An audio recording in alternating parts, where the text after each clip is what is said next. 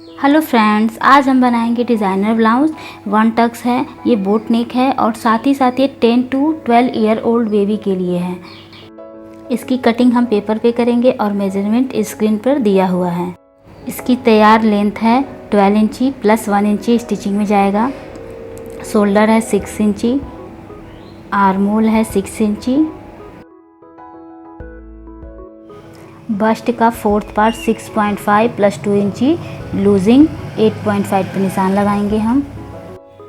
Waste का निशान भी हम 24 इंची है, तो इसमें फोर्थ पार्ट 6 आएगा और 2 इंची लूजिंग, तो 8 इंची पर हम लगाएंगे नीचे वेस्ट पे निशान और दोनों लाइनों को मिला देंगे। और अब आर्म होल का शेप देंगे।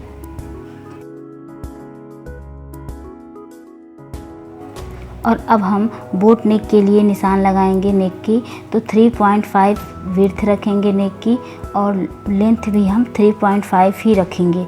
और इसे हम एक बॉक्स बनाएंगे और अपनी इच्छा के अनुसार हम इसे बोट नेक का शेप देंगे। और अब हम बस्ट की टक्स का निशान लगाएंगे जो कि 8 इंची पर रहेगा और इसे हम केवल 1 इंची का ही लगाएंगे, हाफ इंची इधर और हाफ इंची इधर, मतलब 1 इंची का, क्योंकि ये बच्ची का है और इसमें हमको उभार नहीं देना है, तो इस वजह से अब हम इसे निशान लगा कर कट करते हैं।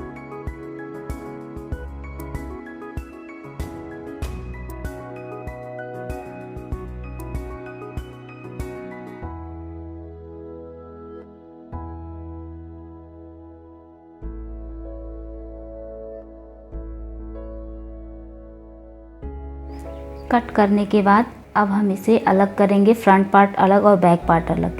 फ्रंट पार्ट में तो कोई चेंजिंग नहीं करनी है, बस इस पर हम फ्रंट लिख करके इसे किनारे कर देंगे। और अब हम बैक पार्ट में निशान लगाएंगे, क्योंकि बैक पार्ट में मुझे डीप नेक का बनाना है और गले का, और उसे मैं 8 इंची पर निशान लगाऊंगी और फिर मैं उसमें एक बॉक्स बनाऊंगी 3.5 की चौड़ाई लेकर के, जो कि ऊपर बोट नेक में है। और उसके बाद मैं 1 इंची का जगह छोड़ते हुए कपड़े का, और अब मैं उसे 2 हिस्सों में बांटूंगी और फिर मैं इसमें एक तिकोना शेप दूंगी और इसे कट करूंगी मैं।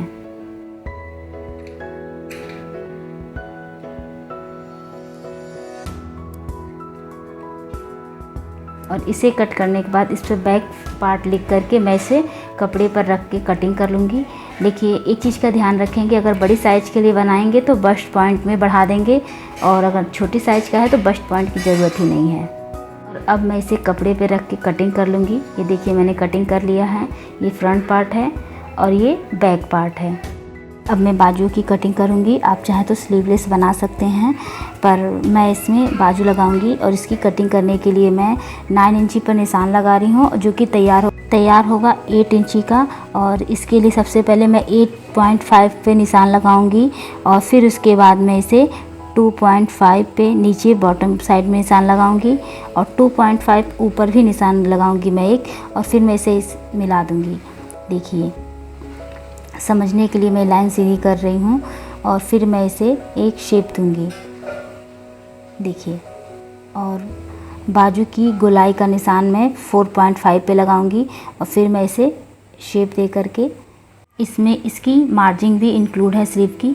और देखिए, ये पूरी तरह बाजू बन गई है। अब मैं इसे कट करूँगी और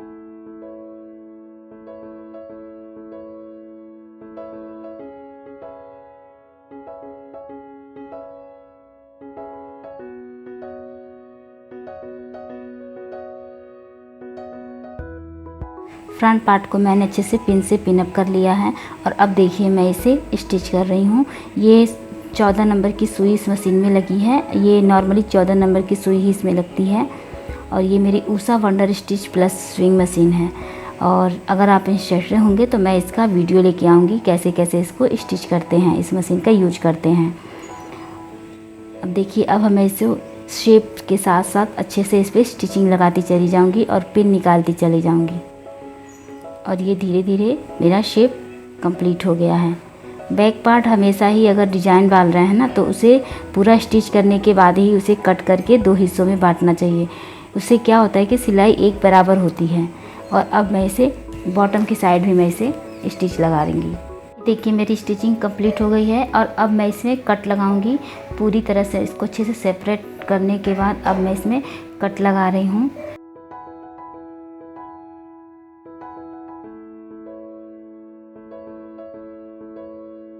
और देखिए इसे कट लगाने के बाद भी मैं इसके शेप में हमेशा फिनिशिंग लगाने के लिए छोटे छोटे कट लगाती हूँ। अब इस कट को लगाने के बाद ये पूरी तरह से फिनिशिंग के साथ बिना पाइपिंग के ही आपका सेट हो जाता है। देखिए जो एक्स्ट्रा फैब्रिक है ना उसे निकाल देना चाहिए, इससे कि ब्लाउज में फिनिशिंग आती है और मोटा नहीं होता है नीचे की साइड में। और देखिए छोटे छोटे कट लगेंगे। नेक में भी लगाना है। और देखिए मैं इसे पलटूंगी और ये बहुत ही आसानी से अच्छे से पलट जाते हैं।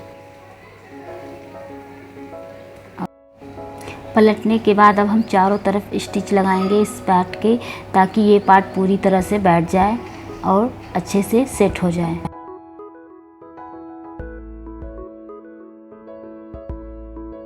इसी तरह इसका दूसरा पार्ट भी सेट करेंगे। बैक पार्ट कंप्लीट होने के बाद अब मैं इसमें हुक आई लगाऊंगी। और हुक आई की स्टिचिंग करने के लिए मैंने एक कपड़ा लिया है देखिए, और ये लगभग 2 इंची का है। और मैंने इसे स्टिच किया है फैब्रिक की सीधी साइड से, और फिर मैं इसे अंदर की साइड फोल्ड करूंगी और ये हो जाएगा। जिस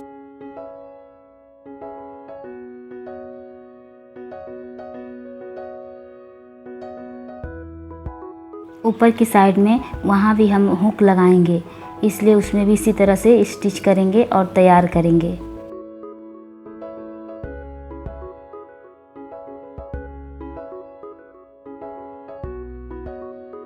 और अब हम आई वाली पट्टी को तैयार करेंगे, जिसमें हम बाहर की साइड में कपड़े को फोल्ड करेंगे। इसलिए हम कपड़े की अस्तर की साइड से हम इसको रख करके स्टिच करेंगे और फिर वैसे बाहर की साइड में निकालते हुए फोल्ड करेंगे। और इतना ही फोल्ड करेंगे जितना आई जो हमने बनाया है और हुक दोनों एक दूसरे के ऊपर सेट हो जाए।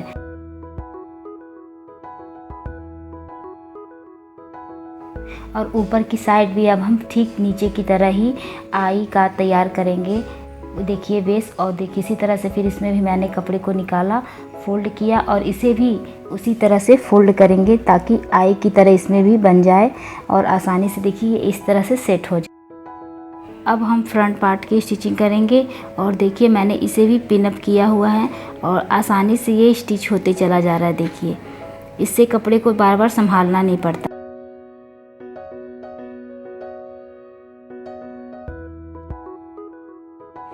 फ्रंट पार्ट में स्टिचिंग कंप्लीट करने के बाद अब मैं नेक की कटिंग करूंगी और फिर इसमें छोटे छोटे कट लगाऊंगी और इसे फिर मैं सीधी साइड में पलटूंगी। पलटने के बाद फिर स्टिचिंग को बैठाने के लिए मैं इस पर सिलाई करूंगी।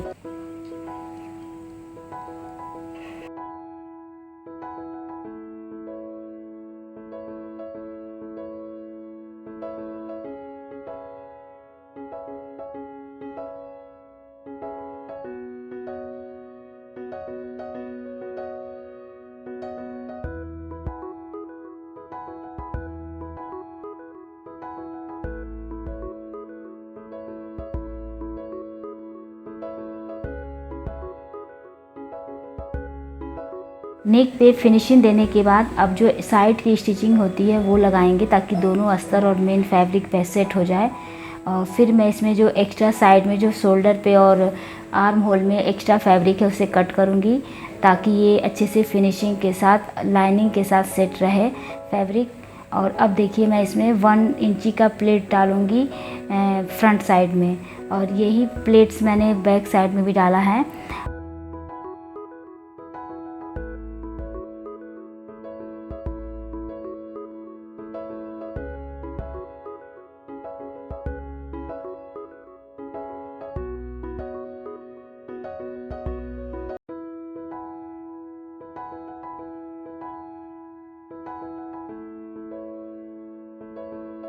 अब हम शोल्डर अटैच करेंगे।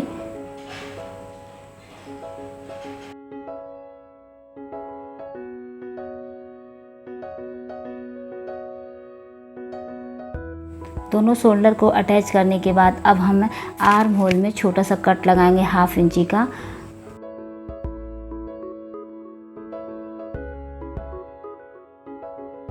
हाफ इंची का कट हम इसलिए लगा रहे हैं जैसे कि बाजू जब हम जोड़ें तो इसमें अच्छे से सेट हो जाए। और अब देखिए, अब इसमें हम बाजू को अटैच करेंगे। बाजू को अटैच करने के लिए सबसे पहले मैं बाजू की स्टिचिंग कंप्लीट करनी होगी, जिसको हम चलिए सीखते हैं। बाजू के लिए भी हमको कपड़े को एकदम बराबर से रख कर के स्टिच लगाना है।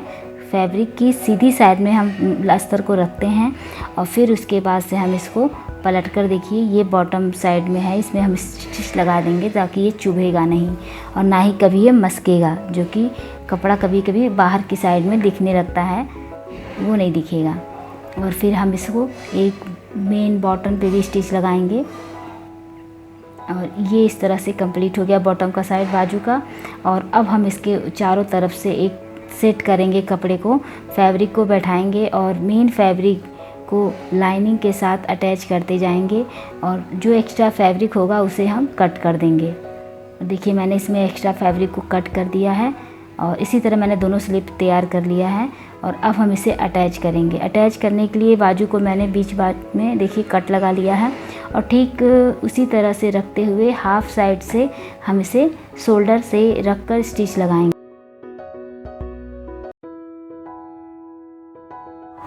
दूसरी साइड भी हम इसी तरह स्टिच लगाएंगे और बीच बाट से अगर शोल्डर से स्टिच लगाते हैं तो शोल्डर में बाजू आसानी से एक बराबर ही अटैच होता है। और उसके बाद हम इसमें फिटिंग का निशान लगाएंगे।